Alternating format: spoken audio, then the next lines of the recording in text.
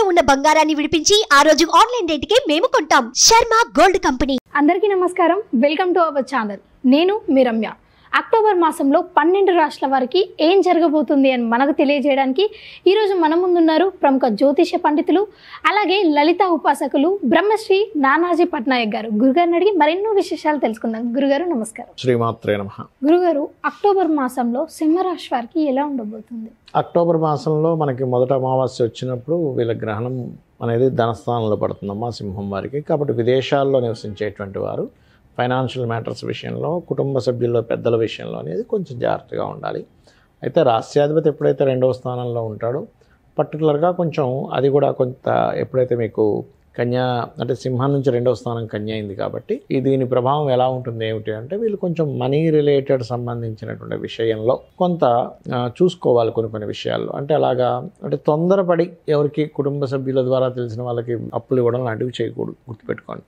అలాగే 3లో శుక్రుడు ఉన్నందుకు ఎవరైనా కొత్త పరిచయాలు ఏర్పడడం, ఎవరైనా శ్రీమూర్తుల పరిచయం ఏర్పడడం కానీ, లేకపోతే ఏదైనా ఫైనాన్స్ మ్యాటర్స్ సంబంధించిన ఫైనాన్షియల్ వాళ్ళు పరిచయాలు ఏర్పడడం కానీ, బ్యూటీషియన్స్ అంటే అందానికి సంబంధించిన ఫ్యాషన్ రిలేటెడ్ సంబంధించిన వాళ్ళ పరిచయాలు ఏర్పడడం కానీ జరుగుతుంది. ఇక్కడ ఆ పరిచయం అనేటువంటిది పెరుగుతూ ఉంటుంది ఈ యొక్క కాంబినేషన్లో ఉన్నప్పుడు. అదేవిధంగా మరొక విషయం ఏంటంటే ఇక్కడ సింహం వారికి ఈ చతుర్థాధిపతి ఎప్పుడైతే నీచపడుతున్నాడో, ఒక రకంగా చెప్పాలంటే నీచభంగ రాజ్యోగం కూడా జరుగుతుంది అక్కడ. చతుర్థాధిపతి అయినటువంటి కుజుడికి ఒక నెల రోజుల పాటు 20వ తేదీ నుంచి నెక్స్ట్ 20 వరకు కూడా. ఈ టైంలో ఏంటంటే కొంత తండ్రి గారి ఆస్తికి సంబంధించిన విషయంలో కొన్ని వివాదాలు ఏర్పడతాయి ఇక్కడ. అదేవిధంగా 12వ స్థానంలో నీచభంగ రాజ్యోగం జరిగినందుకు అసలు విదేశాలకి వెళ్ళరు అనుకునేటువంటి సందర్భాలు కూడా వెళ్ళడం జరగడము. అదేవిధంగా కొన్ని వివాదాలు ఏర్పడినప్పటికీ ఈ ఆస్తి ఇంకా రాదు తండ్రి గారిది అనుకున్నది కూడా రావడం, ఇట్లాంటివి కూడా ఇస్తుంది నీచభంగ రాజ్యోగం ఏర్పడినప్పుడు పర్టికులర్గా చెప్పాలంటే. అలాగే మరొక విషయం ఏంటంటే వివాహ సంబంధించినటువంటి విషయంలో మాత్రం 7వ స్థానంలో ఉన్నటువంటి శని వక్రగతిలో ఉన్నాడు కాబట్టి కొంచెం దగ్గర దాకా సంబంధాలు వచ్చి వెనక్కి వెళ్ళడము. కాస్త అష్టమంలో రాహు ఉన్నందుకు సర్వసాధారణంగానే ఏంటంటే కాస్త వాహనం మీద వెళ్ళేటప్పుడు కూడా ఎప్పుడైతే కుజుడు నీచ పొందుతాడో ఆ టైంలో అంటే 20వ తేదీ అక్టోబర్ నుంచి నెక్స్ట్ రాబోయే 20వ తేదీ వరకు కూడా కొంచెం వాహనం మీద వెళ్ళేటప్పుడు కొంత జాగ్రత్త వహిస్తూ ఉండాలి. అదేవిధంగా కాస్త కెరియర్ రిలేటెడ్ సంబంధించినటువంటి విషయంలో వీరికి కూడా ఏంటంటే ఎప్పుడైతే ఈ దశమాధిపతి అయినటువంటి శుక్రుడు ఓన్ హౌస్లో 13వ తేదీ వరకు 3వ స్థానంలో ఉంటున్నాడో ఆ 3వ స్థానంలో ఉన్నటువంటి శుక్రుడు ఏంటంటే కాస్త వేరే ప్రదేశానికి మారి ఉద్యోగాన్ని ఇప్పిస్తాడు. ఎందుకంటే 3వ స్థానం అనేటువంటిది ఏంటంటే ఇంటి నుంచి వేరే ప్రదేశానికి వెళ్ళడం, అటువంటి వాటిల్లో ఉద్యోగ అవకాశాలు రావడం అనేటువంటి చాలా స్పష్టంగా గోచరిస్తుంది. ఇక వీరికి ఏ దేవత ఆరాధన చేసుకుంటే బాగుంటుంది, అసలు ఎటువంటి పరిహార మార్గాలు చేసుకుంటే బాగుంటుంది అంటే సర్వసాధారణంగా సింహలగ్నం కానీ సింహరాశిలో కానీ పుట్టారు అంటే పర్టికులర్గా వీళ్ళు ఏంటంటే దత్తాత్రేయుడు ఆరాధన చేయడము. కాస్త గ్రహణం వచ్చింది కాబట్టి సహజంగానే కొంచెం ఈ నువ్వులు, మినుములు, ఉలవలు, గోధుమలు, బియ్యము లాంటివి దానం ఇస్తే చాలా మంచిది వీరికి. గురువుగారు, ఎలాగో నవరాత్రులు వస్తున్నాయి కదా, ఉద్యోగం కోసం చూస్తున్నవారు కానీ సంతానం కోసం చూస్తున్నవారు, పెళ్ళి అయి ఇబ్బందులు పడుతున్నవారు, వీరందరికీ నవరాత్రుల్లో ఎలాంటి పరిహారాలు చేసుకుంటే మంచి జరుగుతుంది? ఒకటేనమ్మా, నవరాత్రులు అంటేనే మనకి ఇంకా అద్భుతమైనటువంటి కాలం, అమ్మవారి యొక్క అనుగ్రహం ఎక్కువగా ఉండేటువంటి సమయం అంటారు ఈ నవరాత్రుల్ని. ఈ సమయంలో ఏంటంటే లలితా సహస్రనామాల్లో కొన్ని నామాలు ఉన్నాయి. ఇప్పుడు ఉదాహరణకి అప్పుల బాధలు చాలా ఎక్కువ మందికి ఉంటాయి. మన బిల్వపత్రం మీద చక్కగా ఎర్రచందనం రాసి అమ్మవారి దగ్గర పెడుతూ ఓం అపర్ణాయై నమః అనే నామస్మరణ కనుక చేసినట్లయితే ఖచ్చితంగా ఆ ఇబ్బంది అనేది తగ్గుతుంది వాళ్ళకి. అప్పుల బాధలు అనేవి ఎన్నిసార్లు చేయాలి? రోజుకు 1 గంట సేపు చేయాలి, ఉదయం గంట సాయంత్రం గంట. అలాగే ధన సంబంధించిన ఇబ్బందులు బాగా ఎక్కువగా ఉన్నాయనుకోండి, పాయసం తయారు చేసి అమ్మవారి దగ్గర పెట్టి ఓం సంపత్కరీ సమారూఢ సింధుర వ్రజ సేవితాయే నమః, లేనట్లయితే ఓం ధర్మాధ్యక్ష ధనాధ్యక్ష ధనధాన్య వివర్ధనీయే నమః, పాలతో అభిషేకం అయినా చేయొచ్చు, చక్కెరతో అభిషేకం చేస్తూ కూడా ఈ నామాన్ని పలకొచ్చు. అదేవిధంగా వివాహమైంది కానండి మాకు చాలా ఇబ్బందులు ఉన్నాయి అని అనుకుంటే కనుక ఇక్కడ ఏంటంటే అంటే గొడవలు అవి ఉంటుంటాయి కదమ్మా, ఓం శివకామేశ్వరాంకస్త శివా స్వాధీన వల్లభాయే నమః అనే నామస్మరణ ఉదయం సాయంత్రం చేసినట్లయితే, ఎందుకంటే ఇది నవరాత్రులు కదా, ఈ సమయంలో చేసేటువంటి మంత్రానికి ఎక్కువ పట్టు ఉంటుంది. అలాగే మరొకటి ఏంటంటే ఉదాహరణకి ఉద్యోగం రావట్లేదు అనుకుంటే కనుక ఓం శ్రీమాత శ్రీ మహారాజ్ని శ్రీమత్ సింహాసనేశ్వరి నమః, లేనట్లయితే ఓం మాణిక్య మకుటాకార జానుద్వయ విరాజితాయే నమః చేసుకోవచ్చు. కొంతమందికి చూడండి మా పనులు మధ్యలో ఆగిపోతూ ఉంటాయి, కొంచెం వర్క్ అయ్యి ఆగిపోతూ ఉంటుంది. అలాంటప్పుడు ఏంటంటే వాళ్ళు పర్టికులర్గా చేయవలసినటువంటిది ఓం అష్టమీ చంద్ర విభ్రాజ అలికస్థల శోభితాయే నమః ఇది కనుక చేసినట్లయితే ఖచ్చితంగా బాగుంటుంది. ఇలా ఏంటంటే ఒక్కొక్క దానికి ఒక్కొక్కటి, కొంతమందికి హెల్త్ ఇష్యూస్ ఉంటాయి. అలాంటి వాళ్ళకి ఏంటంటే పర్టికులర్గా ఓం సర్వవ్యాధి ప్రశమని సర్వమృత్యు నివారణి అగ్రగణ్య చింత్యరూప కలికల్మశనాశిని నమః. ఏదైనా ఫుడ్ తినేటప్పుడు కూడా క్రీమ్ అచ్యుతానంత గోవింద అనుకుంటూ తింటే కూడా వాళ్ళకి అది ఔషధంగా మారుతుంది. మరొకటి ఏంటంటే అమ్మ, ఇక్కడ దీంతో పాటు ఇక్కడ మీరు అర్థం చేసుకోవాల్సింది, ఎప్పుడు కూడా గోచార ఫలితంతో పాటు మన జన్మజాతకం కూడా ఉంటుంది. అంటే మన జన్మజాతకంలో లగ్న బలం ఎలా ఉంది, మనం ఏదైనా ఒక పని చేయలేకపోతున్నాం అంటే లగ్నం బలంగా లేదని అర్థం. అప్పుడు శ్రీమాత్రే నమః అనుకుంటే కూడా లగ్న బలం పెరుగుతుంది. ఫైనాన్షియల్గా ధనస్థానం బాగోపోతే ఇందాక నేను చెప్పినట్టుగా సంపత్కరీ సమారూఢ పనిచేస్తుంది. అదేవిధంగా ఎవరికైనా భయం ఉంటుంది కొంతమందికి, ఏ పని చేయాలన్నా సరే. అలాగా ఎక్కువ ఫియర్ ఉండేటువంటి వారు ఏంటంటే కనకాంగద కేయూర కమనీయ భుజాన్విత అనేటువంటి నామం అద్భుతంగా పనిచేస్తుంది. అలా ఒక్కొక్క దానికి ఒక్కో నామం. పలానా దానికి అమ్మవారి యొక్క రూపాల్లో పలానా రూపంగా ఉంటూ పలానా శక్తి కలిగి ఉందని అమ్మవారు అని చెప్పి మనం కనుక ఎప్పుడైతే కీర్తిస్తామో ఆ శక్తి మనకు వస్తుందమ్మా. కాబట్టి ఏంటంటే ఒకటే జాతకం ఎలా ఉంది, లేకపోతే నాకు వాస్తు బాలేదేమో, అమ్మో నేను ఇది చేయలేనేమో అది చేయలేమో, అవన్నీ కాకుండా ఏంటంటే నేను అమ్మవారిని నమ్ముకున్నాను, అమ్మవారే నాకు మొత్తం దారి చూపిస్తుంది అనేటువంటి భావనతో ఎవరైతే మంత్రాన్ని చేస్తారో, అంటే అమ్మవారిని స్మరించడం, మంత్రం అంటే ఇక్కడ ఏం లేదు, అమ్మవారిని మనస్ఫూర్తిగా స్మరించడం. ఇక్కడ మీకు రూపాయి ఖర్చు అవ్వద్దు దీనివల్ల, అంతే కదమ్మా. మీరేమీ అక్కడికి వెళ్ళి ఇంకో 1000 లక్షలు పెట్టి పూజలు చేయించుకోవాల్సిన అవసరం లేదు. అంటే చేయడం తప్పని నేను చెప్పట్లా. హోమాలు యజ్ఞాలు ధనం ఉన్నవాళ్ళు చేయండి, ఎందుకంటే లోక జ్ఞానం కోసం చేయాలి. ఎందుకంటే మనకి దేవతలు స్వీకరిస్తారు, దాని ద్వారా విశ్వం బాగుంటుంది. కాకపోతే ఏంటంటే ఇప్పుడు ధనం లేదు, ముందే ఉద్యోగం లేదు, ఈయన అన్నాన్ని వేలు పెట్టి ఎక్కడ చేయించుకుంటాడు. కాబట్టి చక్కగా నవరాత్రుల్లో ఈ మంత్రం చేసుకోవడం ద్వారా వాళ్ళకి ఉపశమనం అనేటువంటిది ఖచ్చితంగా లభిస్తుంది. అయితే ఇక్కడ ఏంటంటే లేడీసు ఖచ్చితంగా రోజు తలస్నానం చేయాల్సిన అవసరం లేదు. మొదటి రోజు చేసి తర్వాత శిరస్నానం చేయొచ్చు. జెంట్స్ మాత్రం నిత్యము తలస్నానం చేయమని చెప్పారు. వస్త్రం ఖచ్చితంగా ఉండాలి స్నానం చేసేటప్పుడు. ఎందుకంటే మనం ఏమనుకుంటామంటే పూజ చేస్తున్నాం, మంత్రం చేస్తున్నాం, ఫలితం రావట్లేదు అనుకో, వస్త్రం లేకుండా చేస్తారు, దానివల్ల ఫలితం రాదు. ఇలాగ అనేకమైనటువంటి తప్పులు జరుగుతుంది. ఆ తప్పులు ఏమీ జరగకుండా ఇలా చేసినట్లయితే అన్ని విధాలా బాగుంటుంది. గురుగారు, అక్టోబర్ మాసంలో కన్యా రాశి వారికి ఎలా ఉండబోతుంది? కన్యా రాశి వారికి అమ్మ, ఇప్పుడు అమావాస్య నాడే బయట దేశాల్లో ఉండేటువంటి వాళ్ళకి అక్కడ గ్రహణం ప్రభావం ఉంటుంది. ఇండియాలో వాళ్ళకి ఏముండదు కానీ, కాబట్టి కొంచెం గ్రహణ ప్రభావం ఉంది కాబట్టి 40 రోజుల పాటు కొంత జాగ్రత్తగా ఉండాలి సూర్యగ్రహణ ప్రభావం వల్ల.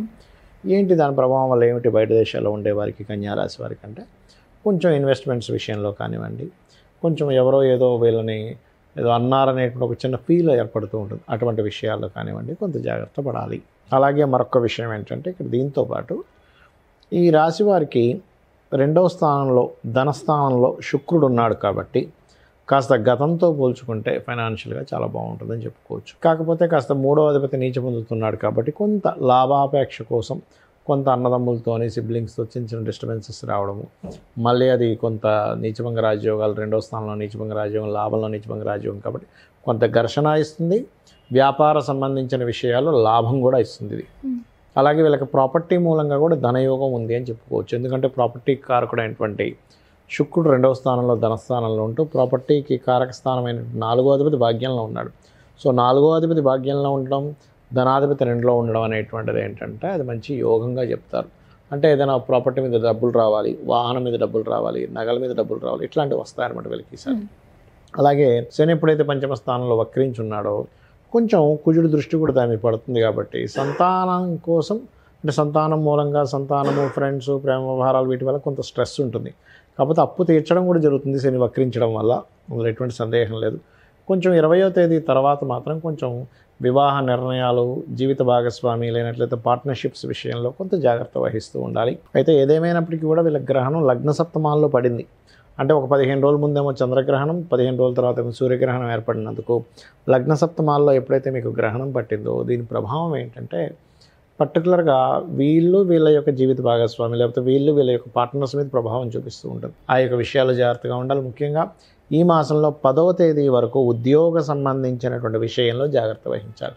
తొందరపడి ఏదో మిస్కమ్యూనికేషన్స్ చేసుకొని ఉద్యోగం వదిలేయడము ఇటువంటివి చేయకూడదు అనేటువంటి చాలా స్పష్టంగా గోచరిస్తుంది. అదేవిధంగా వీరికి పర్టికులర్గా పరిహారం ఏం చేసుకుంటే బాగుంటుంది అని చెప్పి చూసుకున్నట్లయితే ఎక్కువగా ఆంజనేయ స్వామి ఆలయాలకు వెళ్ళడం కానీ, వెంకటేశ్వర స్వామి ఆలయానికి వెళ్ళడం కానీ, లేనట్లయితే ఇక్కడ మధ్యలో గోశాల కనుక ఉన్నట్లయితే గోవులకి క్యారెట్స్ బెల్లము తినిపించడం కానీ ఇవి చేస్తూ ఉండమనాలి.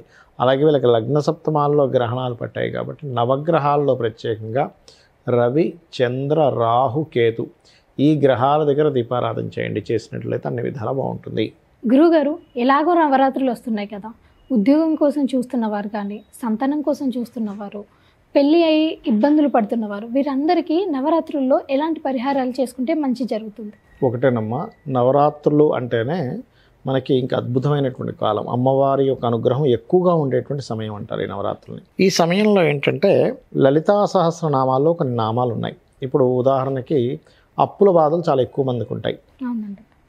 మన బిల్వపత్రం మీద చక్కగా ఎర్రచందనం రాసి అమ్మవారి దగ్గర పెడుతూ ఓం అపర్ణాయై నమః అనే నామస్మరణ కనుక చేసినట్లయితే ఖచ్చితంగా ఆ ఇబ్బంది అనేది తగ్గుతుంది. వాళ్ళకి అప్పుల బాధలు అనేవి ఎన్నిసార్లు చేయాలి? రోజుకు 1 గంట సేపు చేయాలి. ఉదయం గంట, సాయంత్రం గంట. అలాగే ధన సంబంధించిన ఇబ్బందులు బాగా ఎక్కువగా ఉన్నాయనుకోండి, పాయసం తయారు చేసి అమ్మవారి దగ్గర పెట్టి ఓం సంపత్కరీ సమారూఢ సింధుర వ్రజ సేవితాయే నమః, లేనట్లయితే ఓం ధర్మాధ్యక్ష ధనాధ్యక్ష ధనధాన్య వివర్ధనీయే నమః. పాలతో అభిషేకం అయినా చేయొచ్చు, చక్కెరతో అభిషేకం చేస్తూ కూడా ఈ నామాన్ని పలకొచ్చు. అదేవిధంగా వివాహం అయింది కానండి, మాకు చాలా ఇబ్బందులు ఉన్నాయి అని అనుకుంటే కనుక ఇక్కడ ఏంటంటే అంటే గొడవలు అవి ఉంటుంటాయి కదమ్మా. ఓం శివకామేశ్వరాంకస్త శివా స్వాధీన వల్లభాయే నమః అనే నామస్మరణ ఉదయం సాయంత్రం చేసినట్లయితే, ఎందుకంటే ఇది నవరాత్రులు కదా, ఈ సమయంలో చేసేటువంటి మంత్రానికి ఎక్కువ పట్టు ఉంటుంది. అలాగే మరొకటి ఏంటంటే ఉదాహరణకి ఉద్యోగం రావట్లేదు అనుకుంటే కనుక ఓం శ్రీమాత శ్రీ మహారాజ్ని శ్రీమత్ సింహాసనేశ్వరి నమః, లేనట్లయితే ఓం మాణిక్య మకుటాకార జానుద్వయ విరాజితాయే నమః చేసుకోవచ్చు. కొంతమందికి చూడండి మా పనులు మధ్యలో ఆగిపోతూ ఉంటాయి, కొంచెం వర్క్ అయ్యి ఆగిపోతూ ఉంటుంది. అలాంటప్పుడు ఏంటంటే వాళ్ళు పర్టికులర్గా చేయవలసినటువంటిది ఓం అష్టమీ చంద్ర విభ్రాజ అలికస్థల శోభితాయే నమః. ఇది కనుక చేసినట్లయితే ఖచ్చితంగా బాగుంటుంది. ఇలా ఏంటంటే ఒక్కొక్క దానికి ఒక్కొక్కటి, కొంతమందికి హెల్త్ ఇష్యూస్ ఉంటాయి. అలాంటి వాళ్ళకి ఏంటంటే పర్టికులర్గా ఓం సర్వవ్యాధి ప్రశమని సర్వమృత్యు నివారణి అగ్రగణ్య చింత్యరూప కలికల్మశనాశిని నమః. ఏదైనా ఫుడ్ తినేటప్పుడు కూడా క్రీమ్ అచ్యుతానంతా గోవింద అనుకుంటూ తింటే కూడా వాళ్ళకి అది ఔషధంగా మారుతుంది. మరొకటి ఏంటంటే అమ్మ, ఇక్కడ దీంతో పాటు ఇక్కడ మీరు అర్థం చేసుకోవాల్సింది, ఎప్పుడు కూడా గోచార ఫలితంతో పాటు మన జన్మజాతకం కూడా ఉంటుంది. అంటే మన జన్మజాతకంలో లగ్నబలం ఎలా ఉంది, మనం ఏదైనా ఒక పని చేయలేకపోతున్నాం అంటే లగ్నం బలంగా లేదని అర్థం. అప్పుడు శ్రీమాత్రే నమః అనుకుంటే కూడా లగ్నబలం పెరుగుతుంది. ఫైనాన్షియల్గా ధనస్థానం బాగోపోతే ఇందాక నేను చెప్పినట్టుగా సంపత్కరీ సమారూఢ పనిచేస్తుంది. అదేవిధంగా ఎవరికైనా భయం ఉంటుంది కొంతమందికి, ఏ పని చేయాలన్నా సరే. అలాగా ఎక్కువ ఫియర్ ఉండేటువంటి వారు ఏంటంటే కనకాంగద కేయూర కమనీయ భుజాన్విత అనేటువంటి నామం అద్భుతంగా పనిచేస్తుంది. అలా ఒక్కొక్క దానికి ఒక్కో నామం, ఫలానా దానికి అమ్మవారి యొక్క రూపాల్లో ఫలానా రూపంగా ఉంటూ ఫలానా శక్తి కలిగి ఉందాన్ని అమ్మవారు అని చెప్పి మనం కనుక ఎప్పుడైతే కీర్తిస్తామో ఆ శక్తి మనకు వస్తుందమ్మా. కాబట్టి ఏంటంటే ఒకటే జాతకం ఎలా ఉంది, లేకపోతే నాకు వాస్తు బాలేదేమో, అమ్మో నేను ఇది చేయలేనేమో అది చేయలేమో, అవన్నీ కాకుండా ఏంటంటే నేను అమ్మవారిని నమ్ముకున్నాను, అమ్మవారే నాకు మొత్తం దారి చూపిస్తుంది అనేటువంటి భావనతో ఎవరైతే మంత్రాన్ని చేస్తారో, అంటే అమ్మవారిని స్మరించడం, మంత్రం అంటే ఇక్కడ ఏం లేదు, అమ్మవారిని మనస్ఫూర్తిగా స్మరించడం. ఇక్కడ మీకు రూపాయి ఖర్చు అవ్వద్దు దీనివల్ల, అంతే కదమ్మా. మీరేమీ అక్కడికి వెళ్ళి ఇంకో 1000 లక్షలు పెట్టి పూజలు చేయించుకోవాల్సిన అవసరం లేదు. అంటే చేయడం తప్పని నేను చెప్పట్లే, హోమాలు యజ్ఞాలు ధనం ఉన్నవాళ్ళు చేయండి, ఎందుకంటే లోక కళ్యాణం కోసం చేయాలి. ఎందుకంటే మనకి దేవతలు స్వీకరిస్తారు, దాని ద్వారా విశ్వం బాగుంటుంది. కాకపోతే ఏంటంటే ఇప్పుడు ధనం లేదు, ముందే ఉద్యోగం లేదు, ఈయన అన్నన్ని వేలు పెట్టి ఎక్కడ చేయించుకుంటాడు. కాబట్టి చక్కగా నవరాత్రుల్లో ఈ మంత్రం చేసుకోవడం ద్వారా వాళ్ళకి ఉపశమనం అనేటువంటిది ఖచ్చితంగా లభిస్తుంది. అయితే ఇక్కడ ఏంటంటే లేడీసు ఖచ్చితంగా రోజు తలస్నానం చేయాల్సిన అవసరం లేదు. మొదటి రోజు చేసి తర్వాత శిరస్నానం చేయొచ్చు. జెంట్స్ మాత్రం నిత్యము తలస్నానం చేయమని చెప్పారు. వస్త్రం ఖచ్చితంగా ఉండాలి స్నానం చేసేటప్పుడు. ఎందుకంటే మనం ఏమనుకుంటామంటే పూజ చేస్తున్నాం, మంత్రం చేస్తున్నాం, ఫలితం రావట్లేదు అనుకో, వస్త్రం లేకుండా చేస్తారు, దానివల్ల ఫలితం రాదు. ఇలాగ అనేకమైనటువంటి తప్పులు జరుగుతుంది. ఆ తప్పులు ఏమీ జరగకుండా ఇలా చేసినట్లయితే అన్ని విధాలా బాగుంటుంది. గురుగారు, ఎంతో చక్కటి విలువైన సమాచారాన్ని మా ప్రేక్షకులకు అందజేశారు. మీకు ధన్యవాదాలు. శ్రీమాత్రే నమః.